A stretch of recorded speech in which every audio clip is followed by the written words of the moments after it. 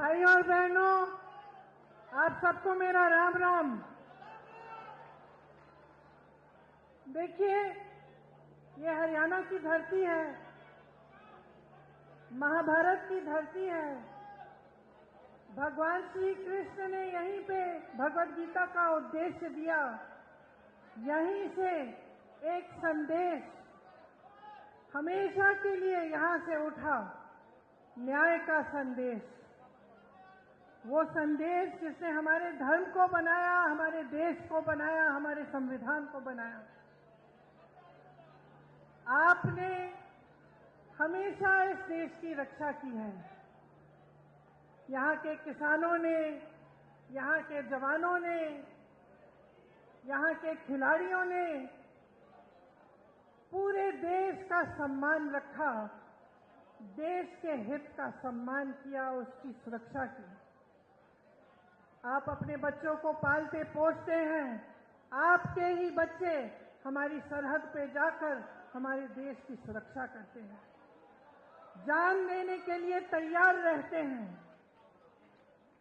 हर पल हरियाणा के प्रदेश के बच्चों ने, आपके बच्चों ने, यहाँ की बहनों ने, यहाँ के बुजुर्गों ने पूरे देश का सम्मान सुरक्षित रखा है। 10 सालों से आपके प्रदेश में भाजपा की सरकार रही है और आपको इस सम्मान की सुरक्षा करने के बदले में इन्होंने क्या दिया? आपको अपमानित किया और आपका निरादर किया। हर स्तर पर आपका निरादर किया। यहाँ का किसान इस पूरे देश का अन्नदाता है। आपने आंदोलन किया, 3 काले कानून लाए, आपने आंदोलन किया, आप खड़े रहे, डटे रहे। आपको क्या मिला? आंसू गैस मिली, लाठियां मिली, सुनवाई नहीं मिली। आपको कहा गया था कि एमएसपी मिलेगी। आज भी जो एमएसपी है 24 आपके जो उपज है उन पे दे रहे हैं, इनमें से तो 10 आप उगाते ही नहीं है। यहाँ आपके साथ विश्वासघात हुआ हर स्तर पर। नौजवानों के साथ देखिए, यहाँ पे इतनी बेरोजगारी है कि मुझे बताने की जरूरत नहीं है। आप हाथ उठा के बताइए कितनों को रोजगार मिला है सरकार से? एक हाथ नहीं उठेगा, सब मना कर रहे हैं। यहाँ के नौजवान कर्मठ हैं। हम दिल्ली के से बड़े शहर में देखते हैं, दिल्ली में, मुंबई में, अलग अलग शहरों में यहाँ से पलायन करके जाते हैं। रोजगार वहां मिलता है तो हम खुद देखते हैं। जब भी मैं मिलती हूँ, कोई हरियाणा का युवा है, मुझे मालूम होता है ये कर्मठ बच्चा है, मेहनती बच्चा है, इसका आत्मसम्मान है।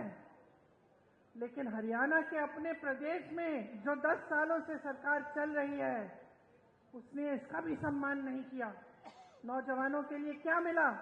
बेरोजगारी मिली, अग्निवीर जैसी स्कीमें मिली, जिससे आपको बताया गया कि आप सरहद पे भी जाएंगे, शहीद होने को तैयार होंगे, तब भी आपको कुछ नहीं मिलेगा। 4 साल बाद वापस आइए और फिर से बेरोजगारी का आप संघर्ष करिए। पहलवानों को देखिए, हमारे खिलाड़ी हैं, इनके साथ क्या किया गया? हमारा सम्मान रखते हैं, पूरा देश देखता है, ओलंपिक्स में जाते हैं, हिम्मत करते हैं, इतनी मेहनत करते हैं। मैं जानती हूं कि गांव गांव का बच्चा हरियाणा में मेहनत करके आगे बढ़ता है स्पोर्ट्स में। और उनके साथ क्या किया गया? उनको सड़क पे बिठाया गया, आंदोलन करते रहे। प्रधानमंत्री जी के पास 5 मिनट का समय नहीं था कि वो मिलने भी चले जाएं, कि पूछ लें कि क्या बात है, किस तरह से हम आपकी मदद कर सकते हैं। और फिर आप सब ने खुद ही देखा कि ओलंपिक्स में अभी हाल में क्या हुआ। आप लड़ने वाले लोग हो, अपना आत्मसम्मान है। आज किस चीज से लड़ रहे हो? महंगाई से लड़ रहे हो, महंगाई से लड़ रहे हो, संघर्ष कर रहे हो। सरकार कुछ नहीं कर रही है आपके लिए। जहां देखो स्कैम पे स्कैम, स्कैम पे स्कैम। नौजवान पढ़ते लिखते हैं किस लिए? पेपर लीक होता है, एक भी भर्ती नहीं होती है, तमाम जो सरकारी नौकरियां हैं सब खाली पड़ी रहती हैं।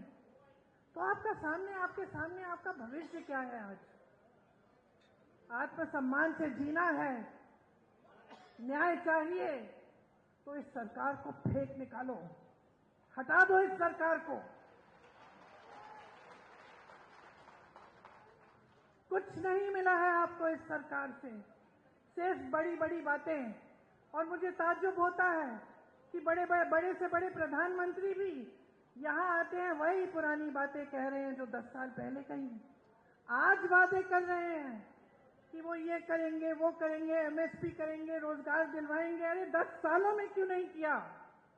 10 सालों में किसानों की सुनवाई क्यों नहीं हुई? नौजवानों की सुनवाई क्यों नहीं हुई? जवानों की, पहलवानों की सुनवाई क्यों नहीं हुई? महिलाओं की सुनवाई क्यों नहीं की? जो महंगाई के सामने तड़प रहे हैं, जूझ रहे हैं महंगाई से, एक छोटी सी चीज खरीद नहीं पाते। त्योहार आते हैं, घबराहट होती है, घर में कोई बीमार पड़ता है, घबराहट होती है, फीस भरनी पड़ती है, घबराहट होती है। और ये लोग वही घिसी पिटी बातें जो 10 सालों पहले इन्होंने आपसे की थी, वही बार बार दोहराते रहते हैं। कोई नई स्कीम इन्होंने निकाली आपके लिए? एक स्कीम निकाली, ये जो परिवार वाला आईडी कार्ड है, ये है इनकी नई स्कीम। परिवार पहचान पत्र कहते हैं, ये परिवार परेशान पत्र बन गया है। इसके लिए भी आपको परेशानियां ही झेलनी पड़ रही हैं, इसके अलावा कुछ नया नहीं लाए हैं। आपको मजबूत करने के लिए, आपके भविष्य को उज्जवल करने के लिए, आपको सम्मान देने के लिए कुछ नहीं लाए हैं। शैलजा जी ने कहा कि यहां कांग्रेस की लहर है, हुड्डा जी ने भी कहा कि पूरे हरियाणा में कांग्रेस की लहर है। मैं कहती हूं ये आपके सम्मान की लहर है, ये आपके सम्मान की लहर है। अब समय आया है कि संविधान के द्वारा जो आपको वोट दिया गया है, इसको आप एकदम सावधानी से आप इसका इस्तेमाल करें। अगर आज आप बट जाएंगे और किसी भी राजनीतिक दल ने आपको बांटने की कोशिश की और आप बट जाएंगे, आप इनके बहकावे में आ जाएंगे, तो आपको अपना सम्मान वापस नहीं मिलेगा। इस संविधान ने आपको सम्मान दिया है, इस संविधान ने आपको हक दिया है, अधिकार दिया है।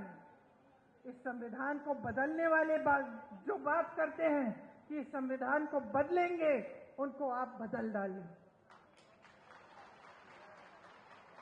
ये सम्मान की लहर जो पूरे प्रदेश में फैली हुई है, इसको और भी मजबूत बनाइए। भाजपा जा रही है, कांग्रेस आ रही है, आपका सम्मान आ रहा है। आप मेरे साथ एक बार कहिए, भाजपा जा रही है, कांग्रेस आ रही है। डटकर वोट दीजिए। कांग्रेस के जितने भी नेता हैं, ये आपके लिए समर्पित हैं। ये हमेशा से जमीनी नेता रहे हैं, यहां पर सब मंच पे बैठे हैं। मेरे बड़े भाई राहुल जी, जिन्होंने पूरे देश भर में यात्रा की, इससे बड़ा समर्पण आप मुझे पूरे देश भर में दिखा दीजिए, जो आपके लिए अपने जान देने के लिए तैयार हैं, जो दिन रात आपके लिए, आपकी एकता के लिए, आपके सम्मान के लिए काम करते हैं। हुड्डा जी बैठे हैं, शैलजा जी बैठी हैं, तमाम हमारे कार्यकर्ता, हमारे कांग्रेस के पदाधिकारी बैठे हैं, सब आप ही के लिए समर्पित हैं। हरियाणा को मजबूत बनाने के लिए, हरियाणा के विकास के लिए, आपके लिए दिन रात काम करके दिखाएंगे। आप हमारे हाथ मजबूत करिए, इस चुनाव में दिखाइए कि आप आज भाजपा से थक चुके हैं, ऊब चुके हैं। आप आज एक नई सरकार चाहते हैं जो आपके लिए काम करे, जो 24 घंटे आपके सम्मान को उभारे और आपको मजबूत बनाए। आपको बहुत बहुत धन्यवाद। लंबी बात नहीं कहना चाह रही थी, मैं जानती हूं आप राहुल भैया की बातों को सुनने के लिए बहुत इंतजार कर रहे हैं, इसलिए अब मैं राहुल जी से कहती हूं आके आपसे बात करें। धन्यवाद। धन्यवाद। अब मैं जिनका आप लंबे समय से इंतजार कर रहे थे, आदरणीय हमारे नेता राहुल गांधी जी, वो आपके बीच में आए,